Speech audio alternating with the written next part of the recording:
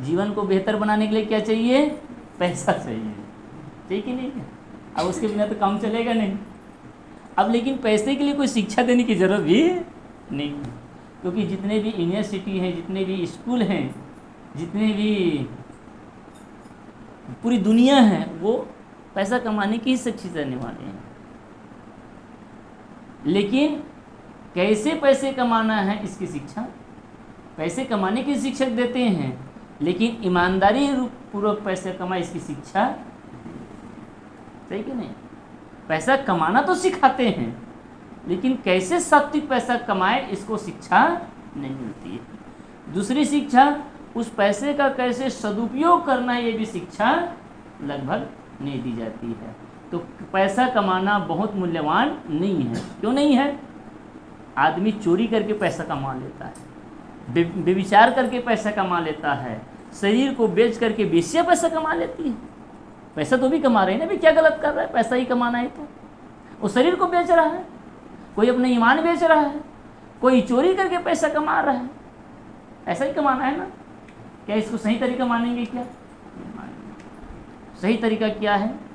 ईमानदारी पूर्वक अपनी मेहनत से कमाया हुआ धन आपको सुख पहुंचाने वाला है और आपके जीवन को सुंदर बनाने वाला है। गुरु कबीर साहब ने कहा, साईं इतना दीजिए चामे कुटुंब समाए, और मैं भी भूखा न रहूं, साधु न भूखा।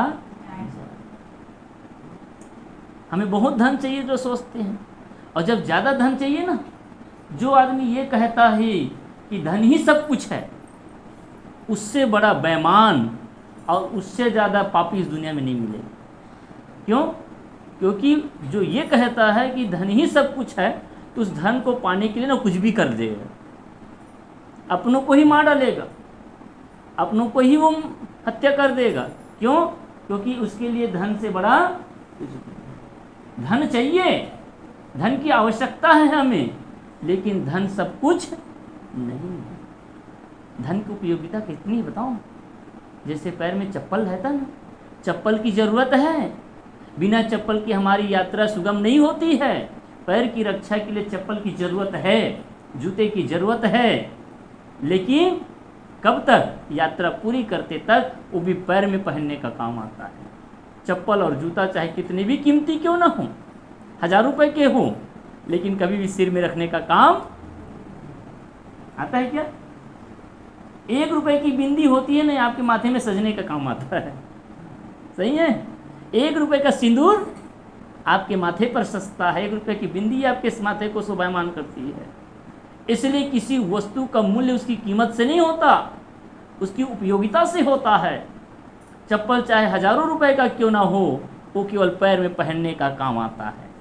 इसी प्रकार से धन वो क्या है? आपके तन गुजर के लिए, आपके व्यवहार के लिए धन की ज़रूरत है। आप हैं तो धन की ज़रूरत है, और आप नहीं रहेंगे तो धन की क्या ज़रूरत है बताइए? बैंक में करोड़ों रुपये पैसा हो और उसको उपयोग करने वाला एक भी ना हो, किसके लिए कमाएंगे? ये जितना कमा रहे हैं ना, इन बच्चों के लिए कमा रहे हैं, इन संतान के लिए कमा रहे हैं, सही कि ना? और ये ना होते तो किसके लिए कमाते? कमाते ही व्यर्थ हो जाता, सही कि नहीं? जैसे आपको मैं बताऊं, आप जूता पहने हैं, ये चप्पल, तो कभी कभी जब नया जूता या चप्पल लेंगे ना, काटने लगता था। मैं पिछली बार लिया था, मुझे काटने लग गया था, अभी की बात। और लिया था 350 रुपये का, हाँ 350 रुपये का चप्पल था, सैंडल था। शुरू दिन पहना तो काटने लग गया, तो मैं कहा जी ये तो गजब हो गया। दूसरे दिन जा कर के 180 रुपये का खरीद करके लाया। क्या सूत्र कहता है? जिस चप्पल को पैर की सुरक्षा के लिए लिए हो, अगर वही काटने लग जाए तो वो भी त्यागने योग्य हो जाता है। समझ आए? वो शरीर की सुरक्षा के लिए हमने लिया था उसको, मेरी पैर की रक्षा करेगा, लेकिन अगर वो चप्पल वो जूता मेरे पैर को काटने लग जाए तो उसको मोह नहीं करते, उसको पकड़ कर नहीं रखते, उसको त्याग देते हैं। इसी प्रकार से जब धन की ज़रूरत है हमारे घर के लिए, हमारे परिवार के लिए, समाज के लिए, सुंदर एजुकेशन के लिए, सुंदर स्वास्थ्य के लिए धन की उपयोगिता है, लेकिन अगर वह धन आपके रिश्ता को बिगाड़ने लगे, भाई भाई के प्रेम को ख़त्म करने लगे, तो आपके बीच में अगर धन हो एक तरफ और एक तरफ प्रेम हो तो किसको चुनेंगे? प्रेम को चुनना चाहिए कि धन को? लेकिन चुनता किसको है आदमी? सही कि नहीं? धन को पाने के लिए बड़े अच्छे अच्छे रिश्तों को भी त्याग देते हैं।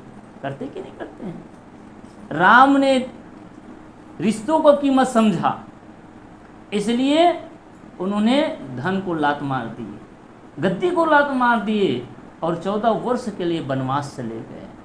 किसका महत्व समझा? रिश्तों का महत्व समझा, भाई का महत्व समझा, पिता का महत्व समझा, माँ का महत्व समझा। जो अपने परिवार का महत्व समझता है वो धन को लात मार देता है, और जो धन को महत्व समझता है वह महाभारत होता है। भाई वो भी थे, हाँ, दुर्योधन और युधिष्ठिर दोनों भाई तो थे, एक कौरव थे एक पांडव थे, दोनों सगे भाई थे। एक पांडव का पुत्र था, दूसरा धृतराष्ट्र का पुत्र, दोनों एक ही घर के तो थे, कोई अलग अलग नहीं थे। लेकिन वहाँ क्या था, न युधिष्ठिर के मन में त्याग की भावना थी, न दुर्योधन के मन में, दोनों कम नहीं था। ऐसा न समझे कि पांडव बहुत अच्छे हो गए थे। जितनी गलती कौरव दल की थी, दुर्योधन की थी, उतनी ही गलती युधिष्ठिर की भी थी। युधिष्ठिर को किसने जो खेलने के लिए प्रेरित किया बताइए? उसकी बुद्धि मारी गई थी तो खेला ना, सब चीज हारने के बाद में डबल खेला।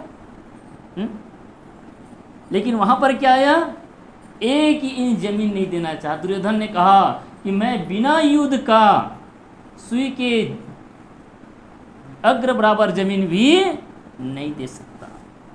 क्या हुआ, 18 दिन का घोर युद्ध हुआ और उसमें सब मर कट गए। अंत में महाभारत पढ़ करके देखिए, युधिष्ठिर पश्चाताप करता है, मैंने क्या कर डाला, अपने परिजनों को, अपने गुरुजनों को, अपने पितामहों को मार करके मुझे क्या मिला? ये धन कुछ काम आने वाला, वो काटने लगा, उसको परेशान हो गया। वो सभी भाई जाकर के हिमालय में गल करके मर गए। कथा से पढ़ के गया, मरने वाले तो मर गए, जीने वाले भी जीते जी मर गए। ये होता है विवाद में, लड़ाई में। इसलिए धन की आवश्यकता है, लेकिन धन के लिए इतना अंधे मत बन जाए कि रिश्तों की कद्र करना भूल जाएं, रिश्तों को ही समाप्त कर डालें। तो धन की आवश्यकता है, और धन के लिए क्या चाहिए? तो कबीर साहब की वाणी सदैव याद रखिए, साईं इतना दीजिए जामे कुटुंब समाए, और मैं भी भूखा न रहूं साधु न भूखा जाए। सदगुरु कबीर साहब ने अपने इष्ट से प्रार्थना किया कि हे सदगुरुदेव, हे भगवान, मुझे इतना धन दीजिए जिससे मेरे कुटुंब का भरण पोषण हो जाए। और कितना चाहिए?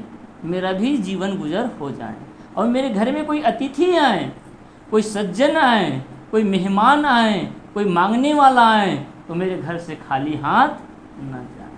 अगर इतना धन है ना, तो आप धनी इंसान हैं। अब आदमी धन से धनी नहीं होता है, एक बात समझ लीजिएगा, आदमी दिल से धनी होता है।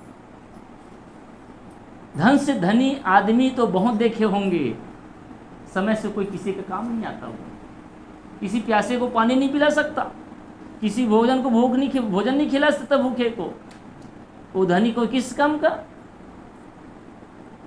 आप गरीब हैं धन से, लेकिन दिल से अमीर हैं, तो आपके चौराहा में, आपके घर में, आपके आंगन में लोग आएंगे, बैठेंगे, आपका सम्मान करेंगे, आदर करेंगे। इसलिए बनना है तो दिल का अमीर बनिए। मन लागो मेरो यार फकीरी में, और जो सुख पायो राम भजन में, सो सुख नाही अमीरी में, मन लागो मेरे यार फकीरी में। जो है वो हमारे लिए बहुत है। क्या लेकर के आए थे जग में, क्या लेकर के जाएंगे? हाथ पसारे आए जग में, मुट्ठी बांध के आए जग में, हाथ पसारे जाएंगे। जब जन्म हुआ ना तो हाथ बंधा हुआ था, नहीं माता जी? बच्चा बहुत दिन तक बांधा ही रहता है, छोटा बच्चा धीरे धीरे खोलता है, और मरता है तब हाथ छूट जाता है। नग्न हम सब पैदा हुए, याद रखिए, अपने बचपन को याद करिए, चाहे वो कोई लड़की हो चाहे लड़का, सब नग्न पैदा हुए हैं। बड़े होकर के हमने कपड़ा पहनना सीख लिया, समाज की व्यवस्था मर्यादा से शरीर में एक धागा भी नहीं था, खाली हाथ आए हैं। और जब इस दुनिया से जाएंगे ना तो ठीक है, तो शरीर का कपड़ा शरीर में तो रहेगा, लेकिन कुछ साथ जाने वाला कुछ भी नहीं जाएगा। यहाँ का चीज़ यहीं रह जाने वाला है। लेकिन जब तक जीवन है तो जीवन को सुंदर बनाने के लिए, परिवार की व्यवस्था के लिए, समाज की व्यवस्था के लिए और घर संचालन के लिए धन की तो क्या चाहिए? पर्याप्त धन चाहिए। तो उस पर्याप्त धन पाने के लिए आदमी को निरालस्य होकर के कठोर मेहनत करना चाहिए, परिश्रम करना चाहिए, ईमानदारी पूर्वक मेहनत करना चाहिए। हाँ, खूब मेहनत करिए, मेहनत पर मेहनत करिए, परिश्रम करिए, कमाइए, जितना हो सके इकट्ठा करिए, लेकिन किसी दूसरे के धन पर ईर्षा। आदमी दूसरे को ज़्यादा देखता है, अपना नहीं देखता है ना। हम लोग दूसरे को जल्दी देखने लग जाते हैं, और क्योंकि हम क्या करते हैं, तुलना में जीते हैं। हम अपने सुविधाओं से उतना सुखी नहीं हैं जितना दूसरे को देख करके दुखी। बस सही कि नहीं है भाई? हमारे पास क्या है? फिल्म देखना तो टीवी है, घर में रहने के लिए सब चीज़ है, सारी सुविधाएं, सारी व्यवस्थाएं हैं, लेकिन इन चीज़ों की सुख हम नहीं लेते हैं। पड़ोसी के जो लग्जरी कार आ गया है, एयर कंडीशन रूम बन गया है, बड़ी टीवी लग गई, उसको देख करके हम दुखी हैं। पड़ोसन अच्छी साड़ी पहन ली, उसको देख करके दुखी हैं। गहने पहन लिए, उसको देख करके दुखी हैं। सही कि नहीं? हमारे दुख का कारण हमारा जीवन नहीं, दूसरे का कारण जीवन हो गया है। हमारे पास जो है, एक सूत्र मैं इसलिए कहा करता हूँ हर समय, जो प्राप्त है वो पर्याप्त है। क्या है? जो प्राप्त है वो पर्याप्त है। प्रकृति ने जो शरीर दिया है, संतुष्ट रहिए ना। जो भी है, जैसे काला है, गोला है, पतला है, दुबला है, मोटा है, क्या चाहिए हमको? प्रकृति ने अगर हमको बनाकर भेजा तो पूर्ण बनाकर भेजा ना। हम क्यों चाहते हैं कि हम दूसरे जैसे बनने का प्रयास करते हैं? हम लोग दूसरे जैसे बनने का प्रयास करते हैं। इसलिए तन मिला हुआ है, इसलिए हम सब मिलकर के आपस में कड़ी मेहनत करें, परिश्रम करें, और कड़ी मेहनत परिश्रम से जो प्राप्त है उसमें संतोष धारण करें और ईर्ष्या न करें। हम जितना कमाते हैं ना वो कम नहीं है, इसका खर्च हम सही जगह नहीं करते, सही ढंग से नहीं करते। अगर ईमानदारी पूर्वक खर्च करें ना सही ढंग से, तो जो कमाते पे कम नहीं है। ज़्यादातर खर्च किस में होता है? सांसारिक दृष्टि से बताऊं, केवल एक घर की बात नहीं, फिजूल खर्च में, व्यसन में और फैशन में, ये तीन चीज़ों में। अब मान लीजिए जिसके घर कोई व्यसन नहीं करता तो उस घर का पैसा बचा रहता है, लेकिन ऐसा घर खोजना बिरले घर मिलेगा। 100 घर में कोई एक घर मिलेगा जहाँ कोई व्यसन ना करता। सही कि नहीं? अधिकांश घर व्यसनी होते हैं और कमाते उससे ज़्यादा आदमी खर्च कर जाता है। इसलिए हमारे एक संत ने बड़े सुंदर सूक्ति कहा, आमदनी कम खर्च है ज़्यादा, यह तो चाल बिकाए का। बच्चे पर याद रखना, क्या? आमदनी कम खर्च है ज़्यादा, यह तो चाल बिकाए का। ताकत कम गुस्सा ज़्यादा, यह तो चाल पिटाए का। ताकत कम है और गुस्सा कर रहे हो, सामने वाला बलवान मिल गया, पिटाओगे नहीं जी, वहाँ से बच जाना ही अच्छा है। ऐसे ही आमदनी कम है, 100 रुपये कमाते हैं और खर्चा 200 रुपये का है, तो बिकेगा नहीं? बिक जाएगा।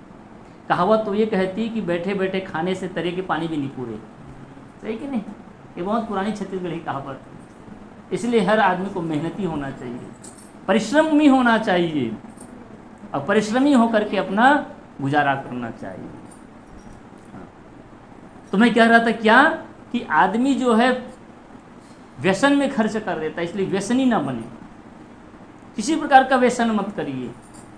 और दूसरा फैशन, फैशन भी बहुत अच्छी चीज़ है। सात्विक श्रृंगार ठीक है, थोड़ा कुछ हद तक ठीक है, लेकिन आदमी इतना स्ट्रेस फैशन के चक्कर में करता है और इतने इतने महंगे कॉस्मेटिक आते हैं, गजब। आप लोग शादी के समय सोच देखेंगे, जब दुल्हन को तैयार करते हैं ना 50-50 हज़ार में तैयार करते हैं। हाँ, पता नहीं वो काल पोत थे तो ही मन जाने। सही कि नहीं? ब्यूटी पार्लर है, सही है, करना चाहिए शरीर को सौंदर्य बनाए रखने के लिए, सुंदर बनाने के लिए, लेकिन बेफिजूल का खर्च मत करिए,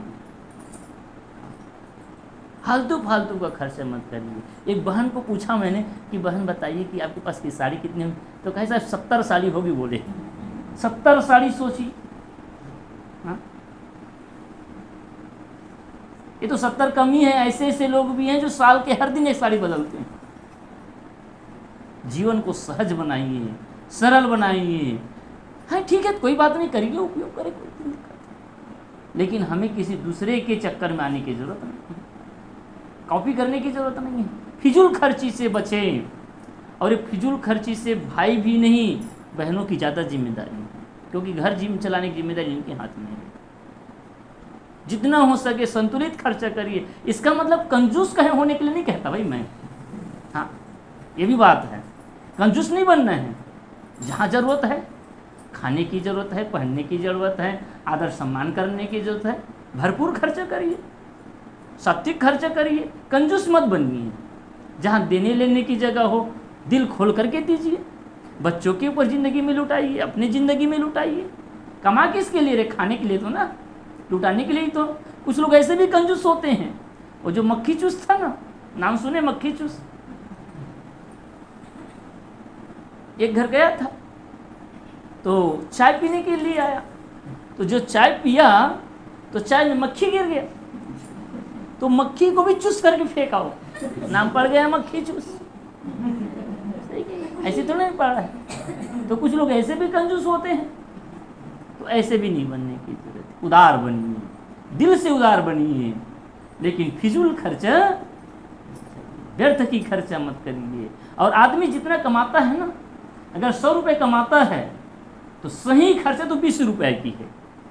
80 रुपये तो फिजूल खर्चा ही हो जाता है, इधर उधर में ही सब खर्च कर डालते हैं। सही कि नहीं? कभी गणना करके देखिएगा तो समझ में आएगा जी। ले तो लिए, लेकिन जरूर नहीं लेते तो भी चल जाता। बहुत ऐसे सारी चीज़, यहाँ कबाड़ निकालेंगे ना, 1 ट्रक कबाड़ जरूर निकल जाए सबके घर में, जेकर कभी उपयोग नहीं हो। सही कि नहीं? फिजूल खर्ची से बचें, ईमानदारी पूर्वक मेहनत करें और सही सदुपयोग करें उसको। वैसे पैसे का 4 भाग करना चाहिए। कितने भाग? 4। पहले, जिस माता पिता ने आपको जन्म दिया है, उन माता पिता के सेवा सत्कार, उसके सुंदर भविष्य जीवन के लिए, औषध के लिए लुटा दीजिए। जीवन के कमाई के पहले हिस्सा को माता पिता के लिए, कमाई के दूसरे हिस्सा को जिस संतान को आपने पैदा किया है, अर्थात बच्चों के जीवन के सुंदर उज्जवल भविष्य के लिए, कमाई के चौथे हिस्सा को उस पर लगाइए। और कमाई के तीसरे ही हिस्से को इस पर लगाना है, अपने जीवन के लिए लगाइए, अपनी पत्नी, अपने जीवन के, अपने परिवार के जीवन के लिए लगाइए। और अंतिम चौथा भाग को धर्म और परमार्थ के भाग के लिए लुटाइए। ये नीति कहती है। जीवन का 4 हिस्सा करिए। जो कमाई होती है ना, वो 4 भाग में बांटिए। ये बैलेंस करिए, ये बैलेंस से चलिए, तो हमारा जीवन सुखी हो सकता है, संतुष्ट हो सकता है। आदमी तो 4 का आदमी अकेले ही खा जाता है। सही कि नहीं? लुटा देता है। इसलिए धन की सबको ज़रूरत है। धन के लिए मेहनत करें, परिश्रम करें, और जब धन रहेगा तभी हम सुख सुविधा पूर्वक भी जी सकते हैं। धन सबको चाहिए, संतों को भी चाहिए, गुरुजनों को भी चाहिए, मठ को भी चाहिए, गृहस्थ को भी चाहिए, विरक्तों को चाहिए। बिना धन का किसी कोई नहीं कहता कि मुझे धन चाहिए, ऐसा नहीं कहेगा। सबको धन चाहिए, लेकिन धन के प्रति लोलुप भी मत बनिए, धन के प्रति इतना अंधा भी मत बनिए कि सारे रिश्तों को भी आप मेट डालिए, नष्ट करता है। ईमानदारी को मेहनत करिए। और व्यवहार का तीसरा सूत्र है ये व्यवहारिक जगत का, कि हमारे आपस का संबंध मधुर होना चाहिए, व्यवहार सुंदर होना चाहिए। ये खास बात है। अगर ये नहीं है, धन मिल गया, हमारे घर पर्याप्त धन है, शरीर भी स्वस्थ है, लेकिन व्यवहार सुंदर नहीं है, आपस में प्रेम नहीं है, हमारा स्वभाव सुंदर नहीं है, तो कुछ भी होने का कोई मतलब नहीं। इसलिए जितने लोग हों आपस में प्रेम के साथ जीना सीखें। 4 दिन की ज़िंदगी मिली हुई है, हम सबको एक दिन सब संसार को छोड़कर जाना है, कोई किसी का साथ नहीं रहता, लेकिन आपस का प्रेम ही हमारा साथ रहता है। और प्रेम कब बनेगा? जब आपस में हमारा स्वभाव सुंदर रहेगा। आदमी सब कुछ बनाने का प्रयास करता है, सब चीज़ को सुंदर करता है, सब चीज़ को साफ करता है, घर को साफ करेगा, तन को साफ करेगा, कपड़े को साफ करेगा, बर्तन को साफ करे, सब तो साफ करते हैं ना। देखिए हमारी बहनें सवेरे उठेंगे ना, सब चीज़ की सफाई करेंगी, करनी भी चाहिए। लेकिन घर जिस प्रकार से घर की सफाई करते हैं, कपड़े की सफाई करते, बर्तन की सफाई करते, घर की सफाई करते, उसी प्रकार से अपने हृदय की भी सफाई करिए, दिल की भी सफाई करिए, मन की भी सफाई करिए। हम सब कुछ साफ करते हैं और इसको गंदा कर देते हैं, सही कि नहीं? सब साफ हुआ और दिल को गंदा कर दिया, मन को गंदा कर दिया। किससे? ईर्ष्या से, क्रोध से, घृणा से, नफरत से, राग से, द्वेष से, इससे हमने गंदा कर दिया। सब चीज़ को बढ़िया बनाने का प्रयास करते हैं और मन को खराब कर दिए। स्वभाव को भी सुंदर बनाएंगे। जिस प्रकार से आप रंगोली सुंदर बना लेती हैं माताएं, भोजन सुंदर बना लेती हैं हमारी मातें बहनाएं बहनें, घर को सुंदर बना लेते हैं, ऐसे ही अपने स्वभाव को भी सुंदर बनाना करती है। ये हमारा स्वभाव ही हमें श्रेष्ठ बनाता है, ये स्वभाव ही हमें सुंदर बनाता है। और आज हमारा स्वभाव ही खराब है। आज लड़ने का स्वभाव बना लिया, झगड़ने का स्वभाव बना लिया, उलझने का स्वभाव बना लिया, कुछ लोग गाली देने का स्वभाव बना लिया। वो कहानी कहता हूँ, शायद एक बार पुनरावृत्त कर दूँ। कुछ लोग नए लोग भी बैठे हैं। एक गांव में लड़ंकिन थी, लड़ंकिन थी। देखिए कुछ लोग ऐसे भी होते हैं जो काम बिगाड़ने वाले ही होते हैं, गलत व्यवहार वाले होते हैं। एक गांव में ना एक काम बिगाड़ानंद था, उसका नाम ही पड़ गया था बिगाड़ानंद। हाँ, किसी के घर में कुछ होता ना, काम बिगाड़ने पहुंच जाता था। पांग दिस वाला कहते नहीं, अरे आदमी आ गया पांग दिया। किसी के पहुंचने से लोग समझने लगे, अब सगुन समझते हैं। तो सच में एक गांव में बिगाड़ानंद था। जो बिगाड़ानंद था, अरे बहुत टाइम हो गया, बस बंद करूँगा, बस दृष्टांत को कह दूँ, पूरा करूँगा, ठीक है? बोले सदगुरुदेव की, नहीं तो आप बोलेंगे साहब बंद ही नहीं करते कभी। तो बिगाड़ानंद जी थे, तो वो सबके घरों में जाकर काम बिगाड़ देते। कैसे काम बिगाड़ देते? किसी के घर में कुछ हो रहा है और जा कर के वो कुछ का कुछ बोल देते, काम बिगड़ जाता था। एक घर के लड़की देखने वाले आए। जब लड़की देखने वाले आए तो लड़का के पिता ने कहा कि बेटा देखो, अच्छा रिश्ता मिला हुआ है और आज लड़की वाले लोग लड़के देखने आ रहे हैं, इस घर में पहली बार देखने के लिए आ रहे हैं, इसलिए बढ़िया से रहना, पहन ओढ़ करके बैठना और सावधानी रखना, और हो सकता है वो बिगाड़ना ना कभी भी पहुंच सकता है, इसलिए थोड़ा सावधान रहना। और जैसे आए ना उसका पैर छू लेना और उसको जेब में ना 100 रुपये का नोट डाल देना, ताकि वो काम को ना बिगाड़े। सब लोग बैठे हुए थे, चर्चा हो रही थी। उसी बीच में वो बिगाड़ानंद आया, और ऐसे लोग पहुंच जाते पता नहीं कहीं से घूमते घामते। हाँ, कोई काम तो रहता नहीं ऐसे लोगों का। आया तो लड़का पहले से संभाला हो ताकि काम ना बिगाड़ दे। गए कि पाए लगी बाबा, पाँव पया, और पाँव पड़ करके उस 100 के नोट को उसके जेब में डाल दिया। वो जो बूढ़ऊ था वो खुश होते हुए कहा कि बेटा बेटा बहुत बहुत धन्यवाद बेटा, और तुम्हारा मिर्गी जल्दी ठीक हो जाए।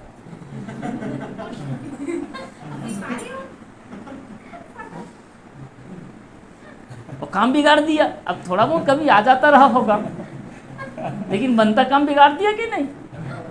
अरे कहे सोच रहे थे कि काम बनाएगा, लेकिन काम तो और बिगाड़ दिया।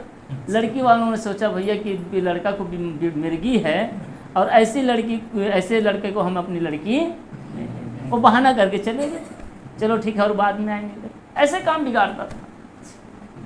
वो जो बिगाड़ानंद था जब मरने लगा, बूढ़ा तो हो ही गया था, तो गांव के लोग इकट्ठा हो गए कि आज बिगाड़ानंद मरने वाले हैं, अंतिम सांस ले रहे हैं।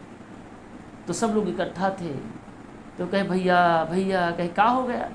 कहे देखो मैंने ज़िंदगी भर मैंने पाप किया है, लोगों को काम बिगाड़ा है, इसलिए मुझे पश्चाताप हो रही है। क्या हो रही है? पश्चाताप। तो क्या चाहते हैं? कि कहते देखिए इस मुख से मैंने बोल बोल करके सबका काम बिगाड़ा है, इसलिए मुझे सज़ा मिलनी चाहिए। सब लोगों ने कहा अब ठीक है, आप जा ही रहे हैं तो आपको हम लोग क्षमा करते हैं। कहे नहीं नहीं नहीं, इससे काम नहीं बनेगा, तो दंड तो मिलना ही चाहिए। तो कहे क्या दंड मिले? कहे जो जब मैं मर जाऊं ना तो मेरे मुंह को फाड़ करके एक खूंटा ठोस देना। बोले खूंटा ठोस देना। गांव के लोग कहे अरे ऐसा नहीं करेंगे भाई, ऐसा करने की जरूरत नहीं, हम आपको क्षमा। नहीं नहीं, जब तक आप लोग नहीं करेंगे तब तक मेरी आत्मा को शांति नहीं मिलने वाली। गांव के लोगों ने सोचा कि चलो मर ही जाएगा, तो मरने के बाद खूंटा डालने में क्या दिक्कत है। और सचमुच आधा घंटे के बाद तो बिगाड़ानंद मर गया। गांव के लोगों ने कहा भैया इसने कहा है कि अंतिम इच्छा पूरी करनी चाहिए, तो एक खूंटा लाओ। तो एक बढ़ई को बुलाया और छोटा था एक लंबा वाला खूंटा छोड़ करके और ठोक दिया कस के। अब ठोका तो थोड़ा खून भी निकलने लगे। अब ठोक दिया, अब वैसे ढक करके गांव के, अब कोई तो था नहीं उसका, और गांव के लोग सब मिल करके उसको शमशान घाट ले जा रहे थे। जब शमशान घाट की ओर ले जा रहे थे, राम नाम सत्य है, सबका यही गत्य है, लोग चिल्ला रहे थे, चल रहे थे। उधर से पुलिस वाले लोग आए। जब पुलिस वाले लोग आए तो देखते हैं कि भाई इसको कहाँ ले जा रहे हो? कहे शमशान घाट ले जा रहे हो। तो ये सिग्नल क्या है? कुछ नहीं, बस ऐसे ही है कि उतारो। अब पुलिस का तो अधिकार है, कहीं भी आप रोक सकते हैं। पुलिस वाले ने हटा करके देखा, कहे आप लोग इतने ही मूर्ख हैं, जिंदा एक आदमी के मुख में आप खूंटा ठोक दिए हो और उसको दिन दहाड़े शमशान घाट ले जा रहे हो। तुमको कानून का डर भय नहीं है क्या? सब लोगों को पकड़ करके जेल में डाल दीजिए। सब लोगों ने एक स्वर में कहा अरे हदत्र बिगाड़ानंद, जीते जी सबका काम बिगाड़ा, मरने के बाद भी। तो ऐसे बिगाड़ानंद कुछ लोग होते हैं। तो मैं कह रहा था कि एक लड़ंकिन थी गाँव। कई लोगों के स्वभाव होता है कुछ का, दिन भर कुछ कुछ बोलती रहती, बड़बड़ाती रहती। हाँ, कई गांव में ऐसे मिलते हैं, स्वभाव बन जाता है। किसी आदमी देखेगा ना और ज़्यादा बड़बड़ाता है, हाँ देखते ही, बाकी चुप रहेगा। तो गांव के लोग परेशान। अब किसी के घर कोई रिश्तेदार आया है, समधी सजन आए हैं, दूर दूर के रिश्तेदार आए हैं, और वो जब गाड़ी देती थी ना तो अनाप शनाप बकती थी। सचमुच है कि मैं एक गांव गया था, तो जिसके घर निवास था ना तो उसके जस्ट बगल में थोड़ी पगली थी, पगली जैसे सुरबही। वो उल्टा पुल्टा भयंकर गाली देती थी, बकती थी, वो बहुत बकती थी, गंदी गंदी गाली देती थी। लेकिन सब जानते थे कि ये पगली है, कुछ नहीं बोलते। गांव में नए लोग तो पता चल जाएगा, लेकिन वो पगली नहीं थी, लेकिन लड़ती थी और कुछ भी गाली देती रहती, जिसको पता उसको गाली देती थी। गांव के लोग परेशान हो गए। तो गांव के लोगों ने मीटिंग की, कहे भाई इसको गांव से हम भगाएं। तो सब लोग इकट्ठा कि हाँ इसको गांव से भगाना है।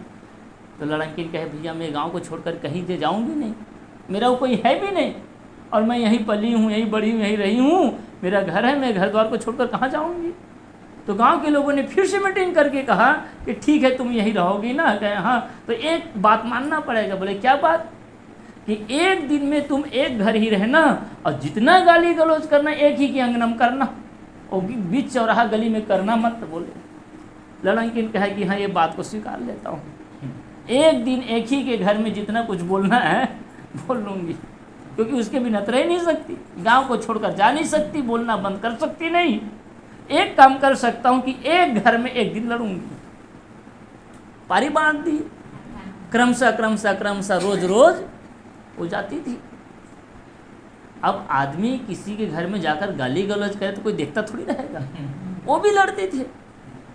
लड़ते लड़ते दोनों में वैसे सांझ हो जाता था, खाना पीना खाते थे, वैसी आदत पड़ गई थी लोगों के घर लड़ना। एक घर की जो सास थी, माँ थी, बहुत परेशान बैठी हुई थी। इसलिए परेशान थी कि संयोग से उसी दिन उसके घर में नई बहू आई थी। जो नई बहू आई थी और सास बेचारी बहुत परेशान। तो जो बहू है वो 2-4 घंटा बीतने के बाद में देखती है कि माँ मेरे से ठीक से बात नहीं कर रही है, मेरे कमरे में भी नहीं आ रही है, उदास क्यों बैठी हुई है। वो अपने से जाती है, जाकर के कहती कि माँ, मैं इस घर में आज पहली बार आई हूँ शादी के होकर के, क्या आपको मेरे आने से खुशी नहीं है?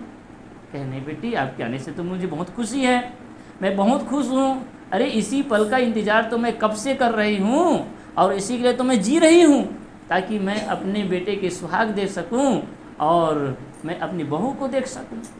तुमको देखने के लिए तो मैं आज जिंदा हूँ, तुमसे मुझे कोई परेशानी नहीं है। तो बहू ने पूछा कि माँ, तो क्या आपका शरीर स्वस्थ है कि नहीं है, कोई बीमारी तो नहीं है, कोई परेशानी तो नहीं है?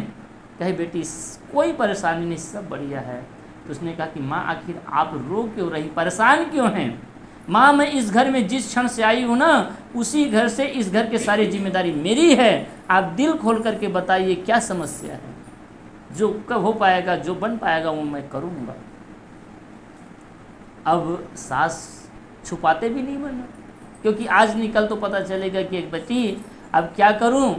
हमारे गांव में एक प्रथा है, प्रथा नहीं कुप्रथा है। गांव में एक लड़किन है, हर घर लड़ने के लिए जाती है और संयोग से कल हमारे घर की पारी है। कल सवेरे ही लड़ने वाली लड़किन आएगी, सवेरे से लड़ेगी और उससे मुझे लड़ना पड़ेगा, मैं भी गाली गलौज करूँगी। ये बात नहीं है बेटी, लेकिन मैं इस बात से डर रही हूँ कि मेरे घर में मेहमान भी आए हैं, नई बहू आई है, मेरी बहू क्या समझेगी कि हमारे सास तो बहुत लड़की है। सगा संबंध सजन लोग भी सोचेंगे हम जिस बेटी को घर में दिए हैं उस घर के जो सासू माँ हो तो बहुत लड़कीन है, मेरी फजती होगी, रिश्तेदारों में बदनामी होगी। इस बात को ध्यान में रख करके मुझे चिंता हो रही है। बोले बहू बड़ी समझदार थी, उसने कहा कि माँ बस इतनी सी बात है? कि हाँ बेटी, बस यही एक बात है, इसी को लेकर चिंतित हूँ, इसी बात को लेकर के दुखी हूँ। बहू कहती है 25 साल की तो थी ही, पढ़ी लिखी, और आज के बहू में तो तेज तर रहा। हाँ, वो चुप रहने वाली थोड़ी ना है।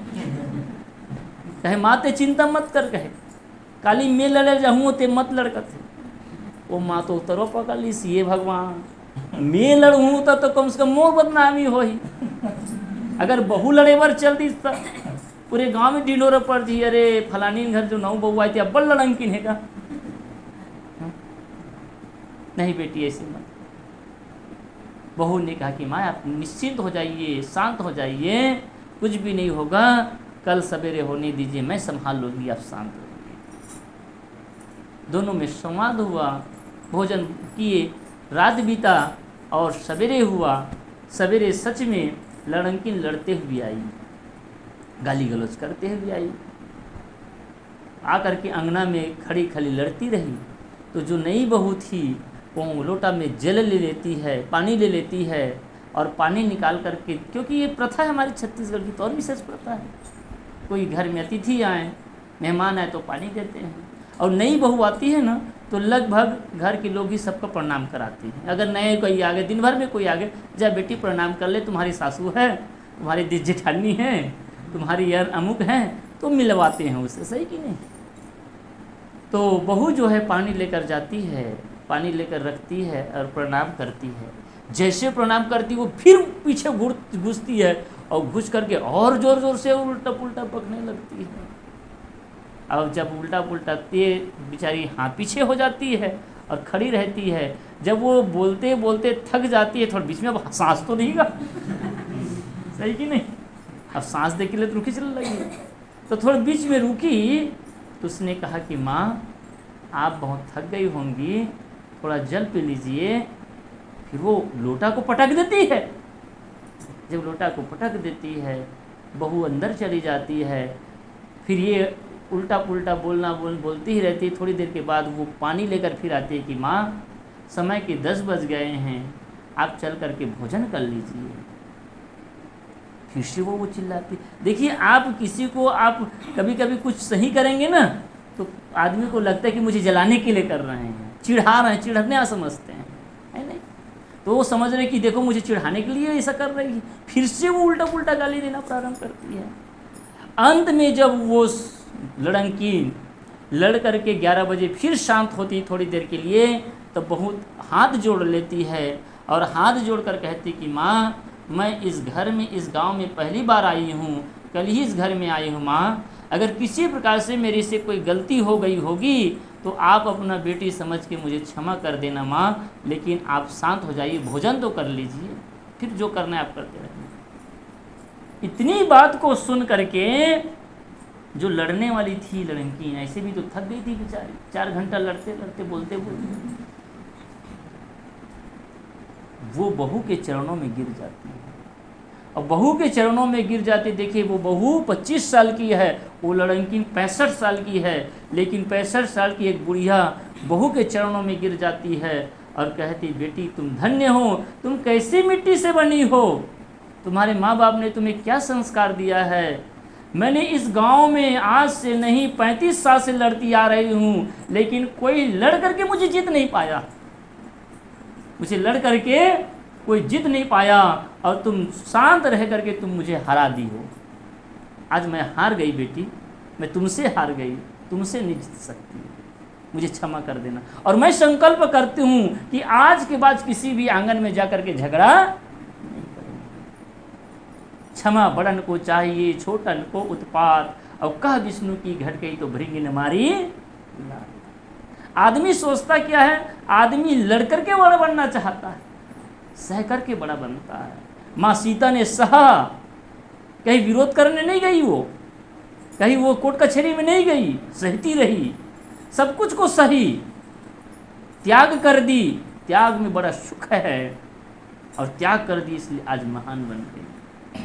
हम सबको भी त्याग करने की जरूरत है। मैं खास बात कर रहा था कि अगर बड़ा बनना है तो अपने दिल को बड़ा बनाइए, अपना व्यवहार को बड़ा बनाइए, अपने स्वभाव को बड़ा बनाइए, इसलिए सहनशील बनिए, मधुर बोलना सीखिए, सबके साथ प्रेम करना सीखिए। 4 दिन की ज़िंदगी मिलेगी, 4 दिन की ज़िंदगी को भी हम लड़ लड़ करके बिताते हैं, झगड़ करके बिताते हैं। क्या पता 1 क्षण 2 क्षण के बाद उससे मुलाकात होगी कि नहीं होगी।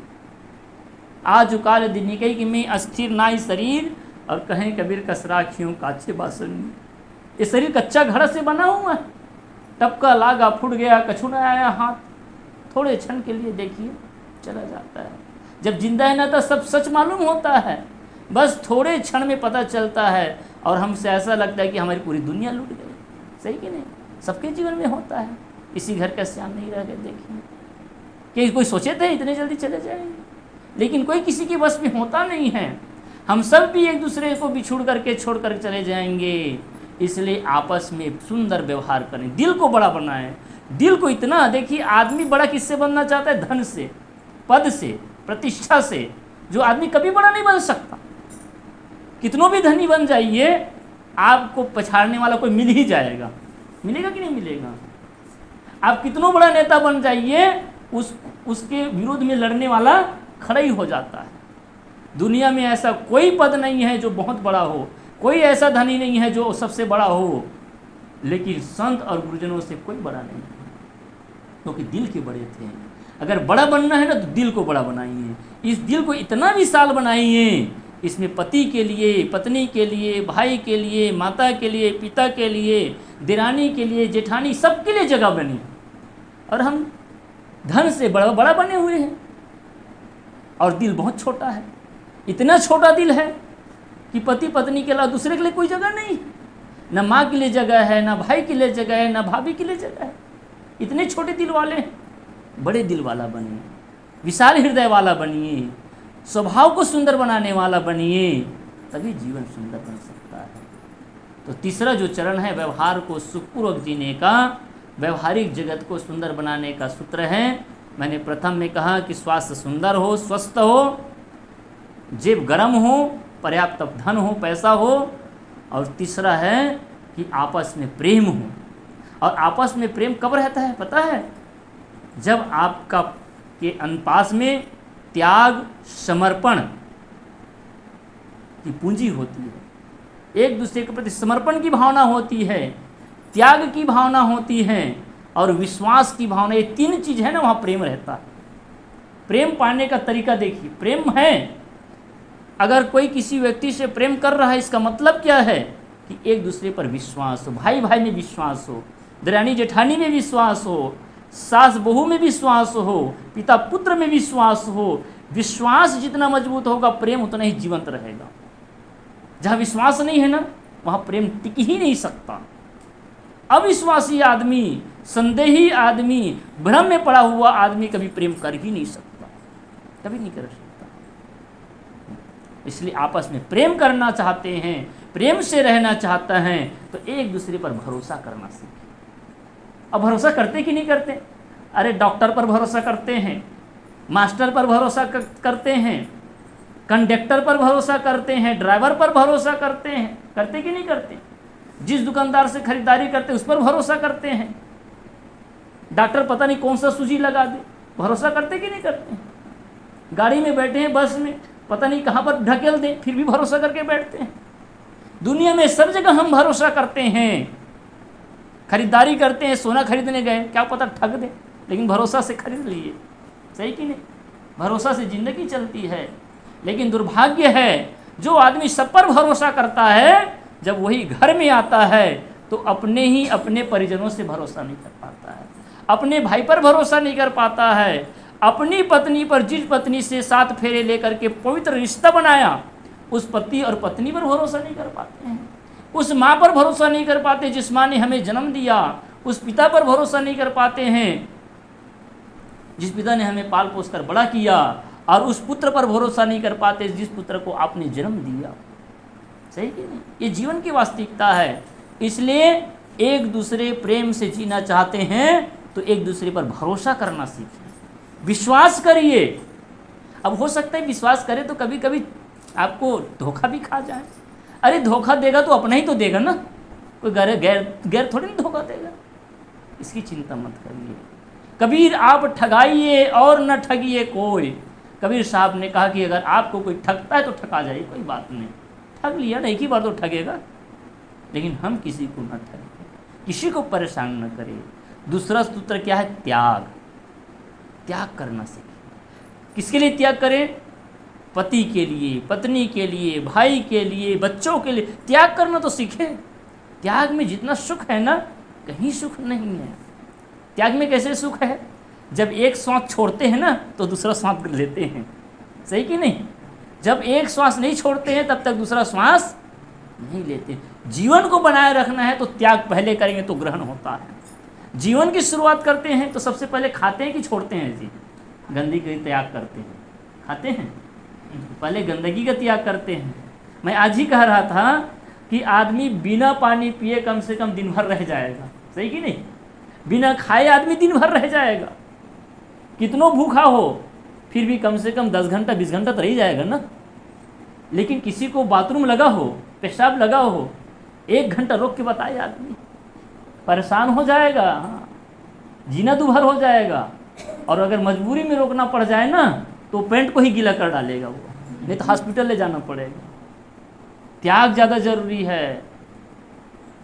अगर लेटरिन लग रही है उसका त्याग नहीं किए तो शरीर सड़ जाएगा। त्याग जरूरी। पहला त्याग करिए, पहले शरीर की सफाई करिए, गंदगी की सफाई करिए, तो आप ग्रहण करते हैं। ये जीवन का सूत्र है। आप सुखी होना चाहते हैं, प्रेम से रहना चाहते हैं तो त्याग करिए। जो त्याग कर सकें, त्याग में जो सुख है वो किसी चीज़ में सुख नहीं है। सही है? इसलिए त्याग करें। और जब ये त्याग की भावना कब आएगी तो आपस में समर्पण की भावना आएगी। एक दूसरे के प्रति समर्पित रहिए, एक दूसरे के लिए जीना सीखिए। हम अपने लिए जीना सीखते हैं, केवल अपने को देखते हैं, दूसरों को कभी देखते ही नहीं हैं। आज से प्रारंभ करें। हम बच्चों के लिए जिए, माँ बाप के लिए जिए, पति के लिए जिए, पत्नी, हम दूसरों के लिए जीना चाहें। कर राखी है, हम एक दूसरे भाई बहन के लिए जीना सीख जाए, एक दूसरों के लिए समर्पित होना सीख जाए। एक दूसरे के लिए जब समर्पित होते हैं, प्रेम से जीते हैं और एक दूसरे के लिए जीते हैं, इसी में सुख है। लक्ष्मण अपने जीवन को अपने भैया के लिए समर्पित कर दिया। पत्नी का भी सुख नहीं लिया, उसकी पत्नी उर्मिला थी। कौन थी? जानते हैं ना, उर्मिला। अपनी पत्नी को छोड़ दिया। उनकी पत्नी कहती है कि नहीं जी, मैं आपके साथ चलूँगी और आपकी सेवा करूँगी। तो उसने कहा कि नहीं, मैं तुमको नहीं ले जा सकता, क्योंकि मैं तुमको ले जाऊँगा तो मैं भैया की देख रेख नहीं कर सकता, सेवा नहीं कर सकता। उसने अपने सुख को त्याग करके भैया के साथ चले गए। सही कि नहीं? ये त्याग किया, आज नाम अमर हो गया उसका। जिन लोगों ने भी त्याग किया, देश के लिए जिन्होंने कुर्बानी दी, आज कुछ दिन पहले, हम 3 दिन पहले 15 अगस्त मनाए। 15 अगस्त यूं ही नहीं मनाए हमने, हमारे देश के कई वीर जवानों ने, जिसकी केवल 15 साल की उम्र, किसी की 22 साल की उम्र, 25 साल की उम्र, जवान लड़के लोगों ने बलिदान दिए, अपने शरीर का बलिदान दिए, त्याग किए, तो आज हमारा देश आज़ाद हुआ और उसका हम सुख भोग रहे हैं। किसी ने तो चुकाया ना, किसी ने तो कीमत चुकाया। जब तक कीमत नहीं चुकाएंगे तब तक सुख मिलने वाला नहीं है। इसी प्रकार से इस घर को अगर स्वर्ग बनाना चाहते हैं, सुखी बनाना चाहते हैं, तो अपने सुखों का बलिदान कर दीजिए, अपने जीवन का बलिदान कर दीजिए, समर्पित कर दीजिए। देखिए जीवन कितना सुंदर बनता है, बहुत ही सुंदर बन सकता है। तो आज का प्रथम सूत्र में मैंने कहा कि हमारे जीवन का 2 चरण हैं, पहला व्यवहार और दूसरा परमार्थ। तो मैंने प्रथम चरण को मैंने कुछ बिंदुओं के रूप में रखने का प्रयास किया। हम व्यवहारिक जीवन को, भौतिक जीवन को समृद्ध और सुखी बनाने के लिए सर्वप्रथम हम अपने तन को स्वस्थ बनाएं, दूसरा हम अपने पास पर्याप्त धन कमाएं, उसके लिए मेहनत करें, परिश्रम करें, और तीसरा आपस के व्यवहार को मधुर बनाएं, सुंदर बनाएं। जब व्यवहार मधुर होता है तो जीवन सुंदर होता है, आपस का रिश्ता मजबूत होता है और हमारा सबका जीवन सुखी होता है। दूसरा जो पहलू है जिसको अध्यात्म कहते हैं, उसकी चर्चा और कभी कर लेंगे।